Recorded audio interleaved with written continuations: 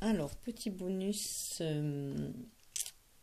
pour le tirage des flammes jumelles pour cette nouvelle lunaison de novembre et que j'ai effectué le 17.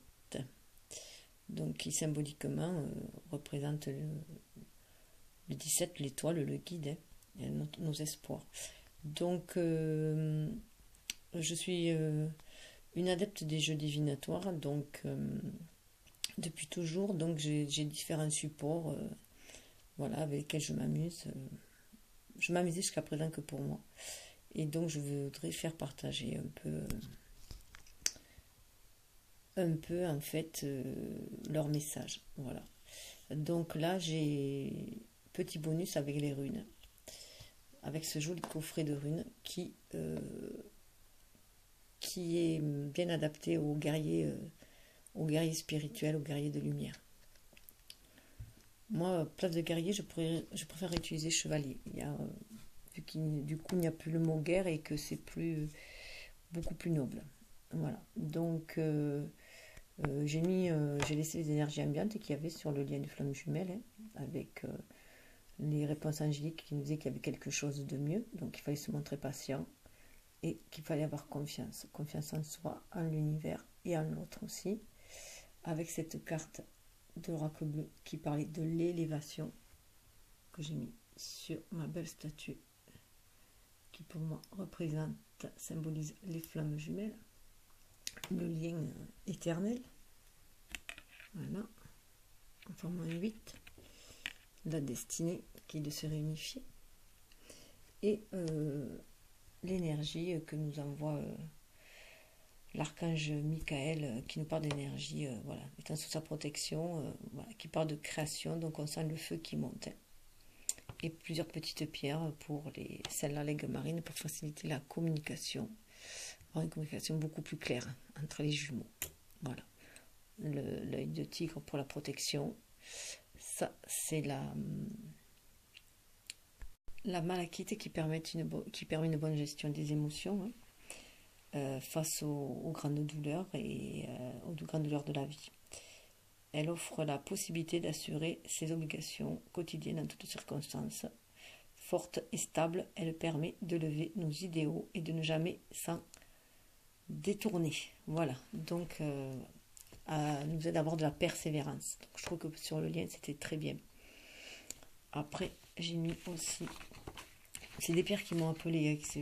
D'abord, j'achète les pierres et après, je regarde les significations. Voilà, donc là, on voit qu'il y a l'amazonite, hein, l'amazonite qui accueille les émotions et les apaise en toute générosité, cicatrise les souffrances du cœur en les acceptant, en les considérant, en leur offrant une place au sein de l'être, permet de se sentir aimé et de percevoir l'affection d'autrui. Alors, il semblerait que... En fait, je ne sais pas vraiment si c'est celle-là l'amazonite ou si c'est celle-là. Parce qu'il parle aussi de... J'avais acheté aussi apparemment une aventurine. Alors, qui serait des pierres d'apaisement du cœur par excellence. Donc voilà, ce moment-là, quand j'ai acheté, j'ai besoin d'apaiser le cœur, d'apaiser les douleurs apparemment, puisque j'ai énormément acheté de... De toute façon, je suis très portée sur le bleu, le turquoise et aussi beaucoup le violet. Voilà. Et donc, voilà, ça c'est pour symboliser le lien. Donc, les émotions, le lien, j'ai mis cela. Donc, réconfort aussi en même temps, apaisement. Pour le masculin, j'ai symbolisé par cette bague, les bagues symbolisant les liens, hein, en même temps. Le lien, en fait. L'engagement aussi, pour moi. Donc, c'est pour ça que je symbolise le féminin et la féminine par des bagues ainsi que le lien qui parle de serment aussi en même temps, hein. Et donc l'onyx parce que l'onyx comme protection, hein, comme protection contre les énergies négatives, hein. Et parce que ça parle énormément d'introspection, donc comme il est beaucoup en introspection aussi et qu'il a besoin de développer son sens des réalités, des responsabilités en même temps aussi, hein, grâce à cette introspection. Et une ambre pour la féminine parce que pour apporter de la joie en fait dans ce cheminement aussi, hein, pour pas se laisser contaminer non plus par le pessimisme, mais rester dans la joie et dans l'assurance de soi, la confiance en soi et la confiance à la vie. Voilà, puisque les énergies sont aussi enfin, pour booster le jumeau en fait, hein. Son énergie à elle qui est beaucoup plus optimiste va booster le jumeau et le jumeau va aussi canaliser l'énergie de la féminine pour pas qu'elle soit trop non plus trop perchée, voilà, l'aider à retomber un peu dans la matérialité, donc l'un l'autre s'aide. Donc par contre je lui ai mis une pierre lunaire pour l'aider à développer son énergie yin, d'être beaucoup plus dans la réceptivité, et à la féminine une pierre de soleil pour lui insuffler des énergies beaucoup plus d'action, voilà, et éviter d'être trop perché. Donc je passais aux interprétations des runes. Donc je fais un petit topo sur les runes pour ceux qui ne connaissent pas.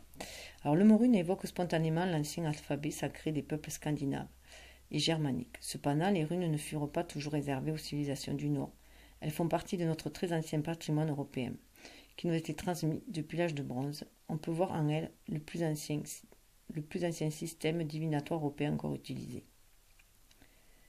Les runes sont au nombre de 24, auxquelles on ajoute une rune vide représentant Odin.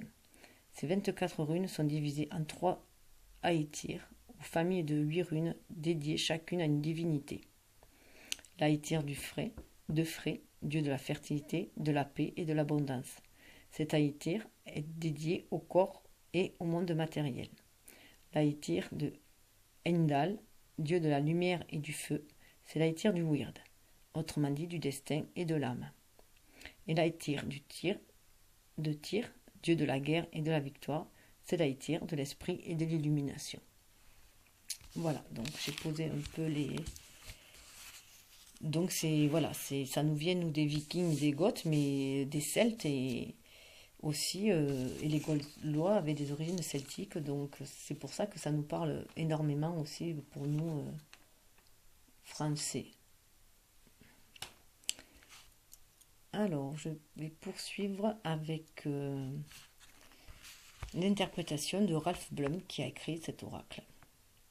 C'est cet oracle des runes et avec la petite intro qu'il met. Alors, ce livre est... Pardon. Les runes et leurs symboles soutenaient les guerriers décidés à faire des conquêtes. J'espère que lors de leur utilisation actuelle, les runes serviront le guerrier spirituel, celui qui doit se battre avec le moi, celui qui vise le changement personnel. Ce livre est un guide de guerrier spirituel.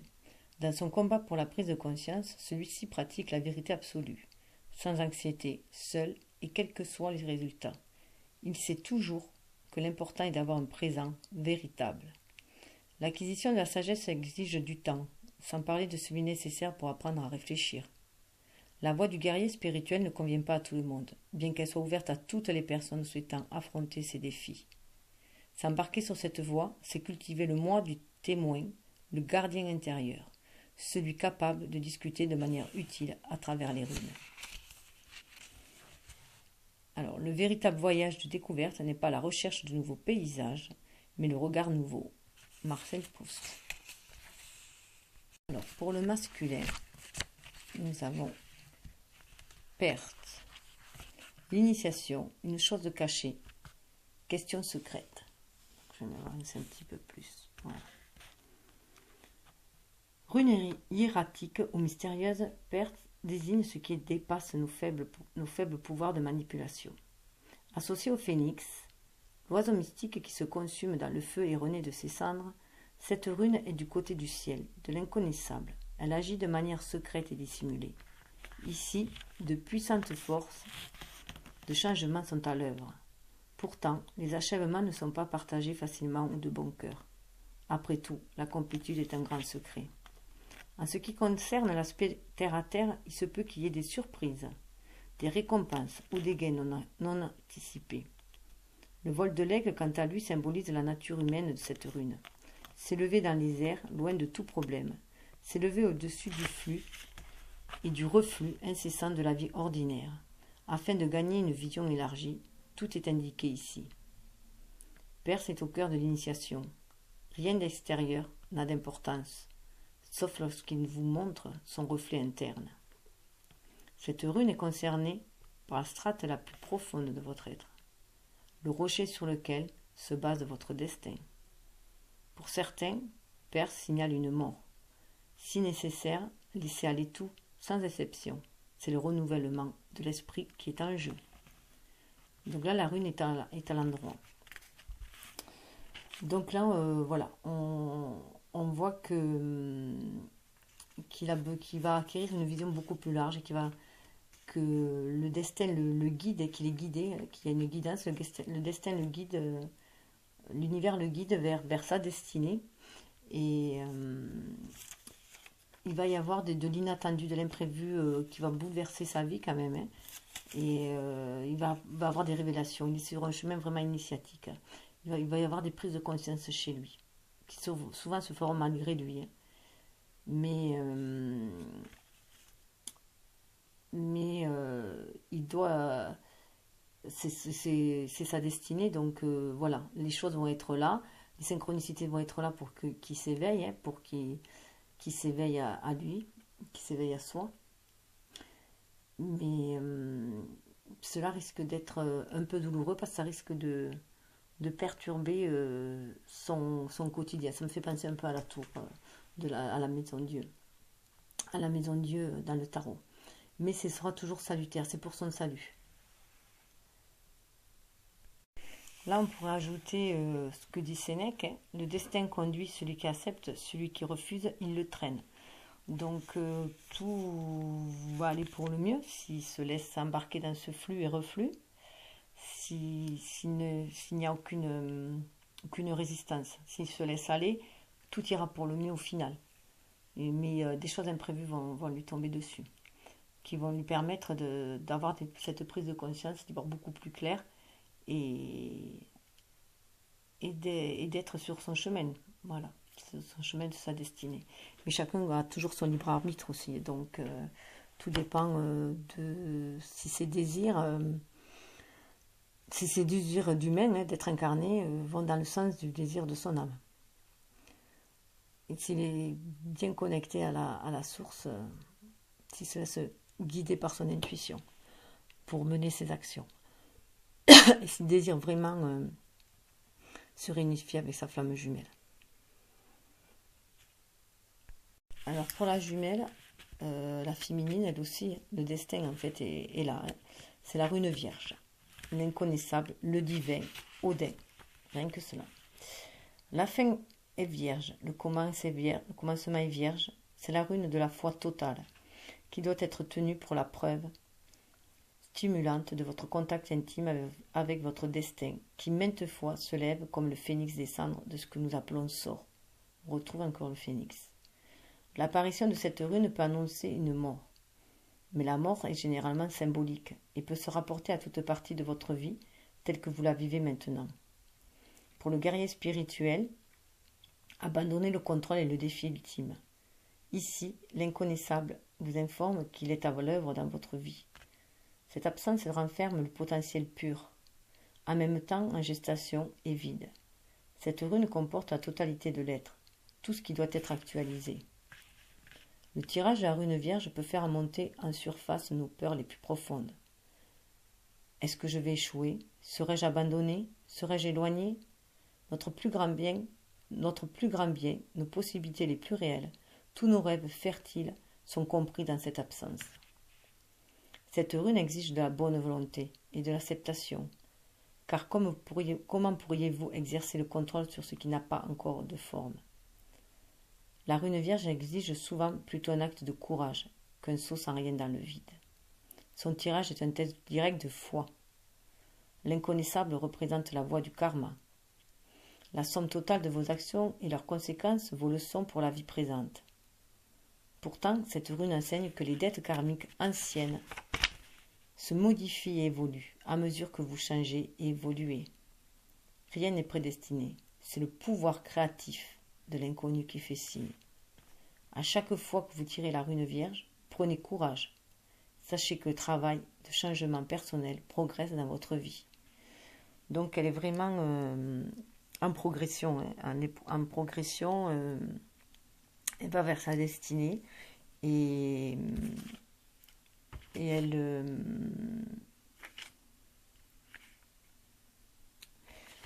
c'est la rune des honneurs aussi, hein, et du prestige, de la réussite. Elle va réussir, elle est sur la bonne voie pour réussir.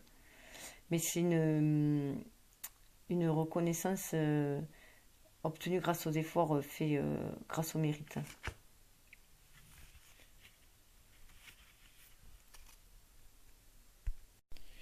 Alors, on l'a à nouveau, comme le phénix, elle est dans une période de mort, mais elle va renaître. C'est ce qu'on voyait dans les tirages des cartes, hein. Il y a vraiment ce sentiment d'acceptation, de lâcher prise et d'acceptation, de faire le deuil des choses devenues obsolètes et de guérir les blessures karmiques, hein. Cette remontée de peur qu'il peut y avoir, régler les blessures karmiques et voilà, abandonner, s'abandonner à l'univers en fait, s'abandonner à l'univers, avoir foi en lui, une foi totale et accepter son destin. Alors, Théoise, le guerrier, tire le dieu du ciel. C'est la rune du guerrier spirituel qui se bat avec le moi. En consolidant la volonté, grâce à l'action, sans pour autant s'attacher au résultat. Sachez que tout ce que vous pouvez réellement faire est de rester hors de votre voie et de laisser la volonté divine vous traverser. Ce sont là quelques-unes des marques du guerrier spirituel. L'énergie du discernement est incarnée dans cette rune. La qualité tranchante qui vous permet de vous débarrasser de ce qui est obsolète, mort, étranger. Avec cette rune vient un certain savoir. L'univers fait toujours le premier mouvement. La patience est la vertu de cette rune, qui rappelle les mots de saint Augustin. La récompense de la patience est la patience. Ici, on vous demande de regarder en vous, de plonger jusqu'aux fondations même de la vie. Ce n'est qu'en faisant cela que vous pourrez espérer satisfaire aux besoins les plus profonds de votre nature et exploiter vos ressources les plus cachées. Lorsque vous tirez Théoise, la formation de la personnalité est en jeu. Le soleil, l'énergie masculine, le principe actif sont associés à cette rune.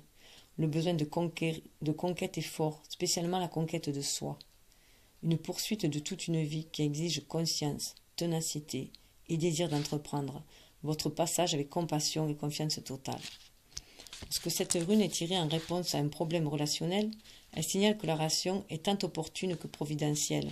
Le lien est réel. Il y a du travail à faire de concert. Si le problème concerne l'engagement envers une cause, une idée ou une attitude, la rune du guerrier conseille la persévérance, bien que parfois le genre de persévérance exigée soit la patience. Rune de courage et d'engagement, les guerriers peignaient jadis Théoise sur leur bouclier avant la bataille. Maintenant, ce même symbole renforce votre détermination d'aligner le moi avec le moi supérieur. Donc voilà, on voit vraiment que les trois runes sont en lien. C'est vraiment un lien, c'est vraiment la destinée. Voilà, c'est mourir pour renaître à soi. Enfin, les trois vont dans ce sens, c'est impressionnant. Donc on va avancer un peu plus pour la féminine, hein, qui est déjà un peu plus avancée, mais légèrement, quoi. Hein, et tous les deux vont dans cette direction. Hein. Ils suivent leur destin, ils vont dans cette direction, ils s'élèvent. Hein. Ils suivent la flèche. Donc voilà, donc ça parle vraiment de révélation, d'initiation, d'enseignement, quoi. Pour toutes, c'est ça. On leur demande d'être persévérant là dans le lien. On leur demande d'être persévérant, d'être patient, d'être tenace. Que ces trois vertus seront récompensées. Hein. On leur demande voilà d'être fidèles à leur serment, à leur pacte et de garder la foi en l'univers et la confiance en soi et en l'autre. Hein. c'est vraiment la rune des honneurs, là, hein, quand même. C'est, ça amène la reconnaissance, c'est la réussite, la reconnaissance grâce aux efforts et aux actions menées. Et alors là, c'était vraiment une interprétation qui est magnifique puisqu'elle est au niveau spirituel, hein, et avec une explication beaucoup plus terre à terre pour nous terriens.